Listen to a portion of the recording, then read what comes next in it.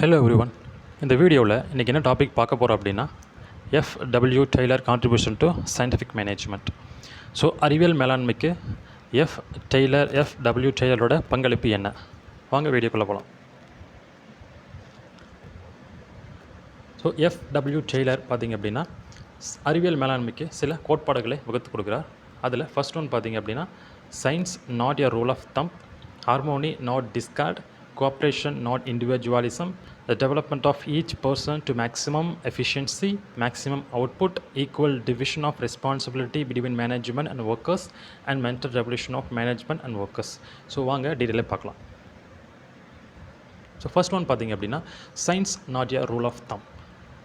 So rule of thumb அப்படிங்கிறது என்னென்னா first தெரிஞ்சுக்குவோம். ஸோ ரூல் ஆஃப் தம்ப் அப்படிங்கிறது என்னென்னா இது பாரம்பரியமாக ஃபாலோ பண்ணக்கூடிய ஒரு முறையாக இருக்கலாம், அல்லது ஸோ மெத்தட் டிசைட், அதாவது ஒரு மேனேஜர் தன்னுடைய பழைய எக்ஸ்பீரியன்ஸ் மூலமாக எடுத்துக்கொண்ட ஒரு விஷயமாக இருக்கலாம்.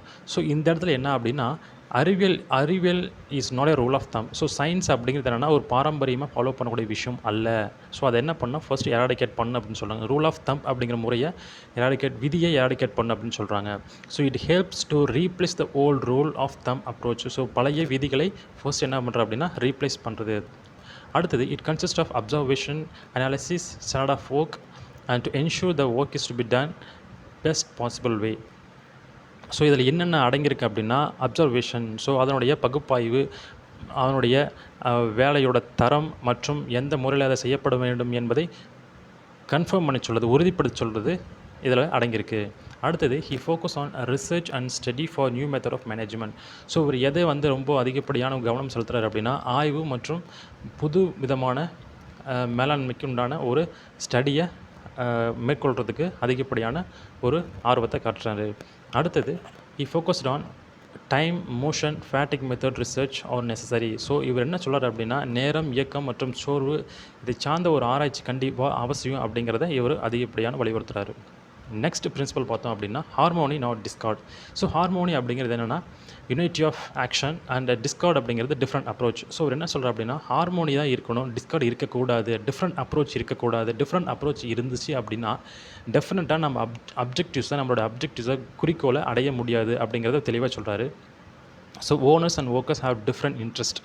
ஸோ ஓனர்ஸ் கண்டிப்பாக ஒரு ஓனருக்கும் ஒரு நிறுவனத்துக்கும் கண்டிப்பாக நிச்சயமாக ஒரு வித்தியாசம் இருக்கும். ஸோ அந்த வித்தியாசம் இல்லாமல் நாம் செயல்படணும் அப்படின்னு சொல்கிறாரு. ஸோ உரிமையாளருக்கும் தொழிலாளருக்கும் உள்ள வெவ்வேறு ஆர்வம், அந்த ஆர்வத்தை விட்டுட்டு கரெக்டாக ஒரே அப்ஜெக்டிவோட ஒர்க் பண்ணணும். அடுத்தது managers has to cope with the interest of both to maintain unity to avoid the difference in work in any organisation. So எல்லா நிறுவனத்திலும் என்ன பண்ண அப்படின்னா ஸோ பணியில் நமக்கு இருக்கிற வேறுபாடு சில டிஃப்ரென்சஸ் என்ன பண்ணால் தவிர்க்கணும். ஸோ இப்படி தவிர்க்கிறது மூலமாக ஸோ ஒற்றுமையை தக்க வச்சுக்கொள்கிறது மூலமாக ஸோ அப்படி தக்க வச்சுக்கிட்டோம் அப்படின்னா டெஃபினட்டாக நம்மளுடைய ஆர்கனைசேஷனோட குறிக்கோளை நோக்கி நம்மளால் ஈஸியாக செல்ல முடியும். ஸோ இதுதான் என்ன அப்படின்னா second principles of scientific management by F W Taylor. அடுத்தது பார்த்தோம் அப்படின்னா cooperation not individualism. So cooperation அப்படிங்கிறது ஒற்றுமை, இண்டிவிஜுவலிசம் அப்படிங்கிறது தனிமையாக செயல்படுதல் அல்லது தனிமனிதவாதம் அப்படின்னு சொல்லலாம். ஸோ இவர் என்ன சொல்கிறார் அப்படின்னா ஒற்றுமையாக இருக்கணுமே தவிர தனிமனிதவாதம் இருக்கக்கூடாது அப்படிங்கிறத வலியுறுத்துறாரு. தி ஆர்கனைசேஷனல் அப்ஜெக்டிவ்ஸ் ஆர் அபவ் தன் பர்சனல் அப்ஜெக்டிவ்ஸ். ஒரு நிறுவன நோக்கம் அப்படிங்கிறது ஒரு பணியாளருடைய நோக்கத்தை விட மேலான நோக்கம் அப்படின்னு சொல்கிறாரு. To achieve it management and workers involve in post cop. So அப்போ நம்ம அதை அச்சீவ் பண்ணணும், அந்த அப்ஜெக்ட்ஸ் அச்சீவ் பண்ணணும் அப்படின்னா நம்ம என்ன பண்ணணும் அப்படின்னா போஸ்ட் காப் ஃபாலோ பண்ணணும். ஸோ போஸ்ட் காப் அப்படிங்கிறது அந்த போஸ்ட் காப் அப்படிங்கிறது planning, organising, directing, staffing, coordinating, reporting and budgeting. So அந்த அப்ஜெக்டிவ்ஸ் அடையிறதுக்கு இந்த போஸ்ட் காப் அப்படிங்கிறத அவங்க ஃபாலோ பண்ணுறாங்க, இந்த ஃபங்க்ஷன்ஸை ஃபாலோ பண்ணுறாங்க.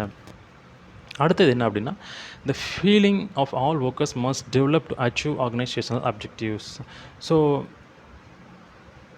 இந்த நிறுவனத்தினுடைய நோக்கத்தை அடையிறதுக்கு அனைத்து எம்ப்ளாயீஸும் என்ன பண்ணால் ஒரு உணர்வை வளர்த்துக்கணும். ஸோ ஆர்கனைசேஷனோட அப்ஜெக்டிவ்ஸை நாம் அடையணும் அப்படிங்கிறதுக்குண்டான ஒரு உள்ளுணர்வை வளர்த்திக்கணும் அப்படிங்கிறத இவருடைய தேர்ட் பிரின்சிபலாக இருக்குது. ஸோ நெக்ஸ்ட்டு பார்த்தோம் அப்படின்னா development of each person to maximum efficiency. So ஒவ்வொரு நபரோடைய அதிகபட்ச செயல்திறனுக்கான அது வளர்ச்சியாக இருக்கணும். ஸோ இதில் என்ன சொல்கிறாங்க அப்படின்னா workers should be selected on the basis of organisational requirement. So ஒரு நிறுவனத்துக்கு தேவையான அளவுக்கு தான் நம்ம வந்து ஒர்க்கர்ஸை செலக்ட் பண்ணணுமே தவிர நம்ம அதிகப்படியான ஒர்க்கர்ஸை செலக்ட் பண்ணக்கூடாது. First one. செகண்ட் என்ன சொல்கிறாரு அப்படின்னா, management should develop workers to maximum prosperity. So management வந்து ஒரு எம்ப்ளாயீஸோட அதிகப்படியான ப்ராஸ்பரிட்டி, தட் மீன்ஸ் செழிப்புக்கு, அவருடைய வளர்ச்சிக்கு உதவியாக இருக்கணும். Should develop their workers maximum prosperity.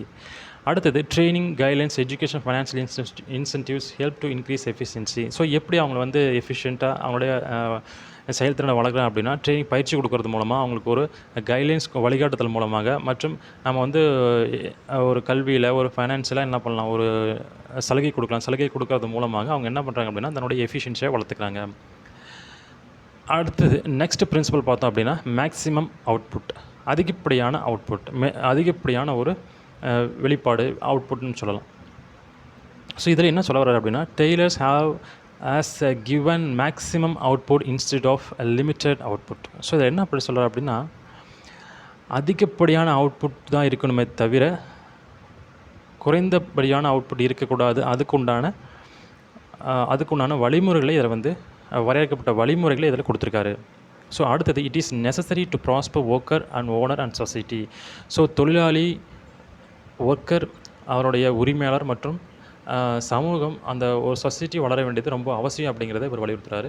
அடுத்தது, maximum production ensures more wages to worker, more profit to owner.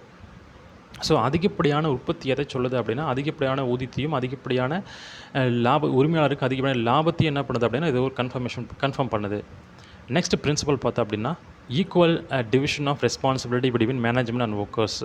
So தொழிலாளருக்கும் எம்ப்ளாயீஸுக்கும் மேனேஜ்மெண்ட்டுக்கு இடையிலான ஒரு பொறுப்பான ஒரு சமூக உணர்வு ஏற்படுத்துறது. ஸோ இது எப்படி ஏற்படுத்து அப்படின்னா, managers must concentrate in planning of the workers and workers for implementation of the plan.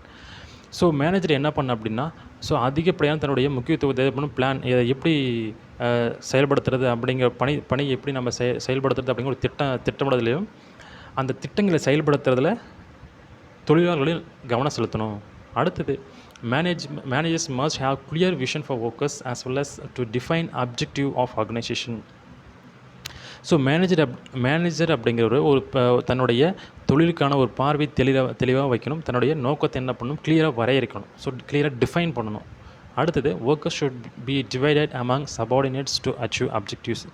So workers எப்படி இருக்குது அப்படின்னா, தன்னுடைய குறிக்கோளை அடையிறதுக்கு தகுந்த மாதிரி தொழிலாளர்களை வந்து பிரித்து அவங்களுடைய வேலையை பிரித்து கொடுக்கணும். நெக்ஸ்ட் ஒன் பார்த்திங்க அப்படின்னா, mental revolution of management and workers. So மேலாண்மைக்கும் ஒரு எம்ப்ளாயீஸ்க்கு ஒரு நல்ல ஒரு கரெக்டான ஒரு ஆட்டிடியூடை ஏற்படுத்தணும். அதுக்கு ஃபஸ்ட்டு எப்படி நம்ம ஏற்படுத்துறது அப்படின்னா, there must be mental revolution and part of both management and workers. So மேனேஜ்மெண்ட்டுக்கும் ஒரு தொழிலாளருக்கு இருக்கக்கூடிய ஒரு நல்ல ஒரு ஒருங்கிணைப்பான ஒரு மனப்போக்கு இருக்கணும். அடுத்தது, no plan of management will succeed unless there is a feeling that they have work hard. So no plan of management will succeed unless there is a feeling that they have to work hard. So மேலாண்மையோட எந்த ஒரு பிளானும் succeed ஆகாது. எப்படி ஆகாது அப்படின்னா, நம்ம ஹார்டாக ஒர்க் பண்ணணும், கடுமையாக ஒர்க் பண்ணணும் அப்படிங்கிற ஒரு நோக்கம் இல்லை அப்படின்னா, டெஃபினட்டாக நம்மளோட எல்லா பிளானும் என்ன அப்படின்னா ஸ்பாயில் ஆயிரும். அடுத்தது, mental revolution and development of attitude of hospitality and coordination towards each other is necessary to maintain best friendship. So நம்ம ஒரு சிறந்த ஒரு நட்பை நம்ம அதை வந்து மெயின்டைன் பண்ணுறதுக்கு இந்த மென்டல் ரெவல்யூஷன் வந்து ஹெல்ப்ஃபுல்லாக இருக்குது. ஸோ நல்ல ஒரு மனப்பான்மை மற்றும் ஒவ்வொருவரும் நம்ம ஒருங்கிணைச்சு செயல்படுறது ரொம்ப அவசியம் அப்படி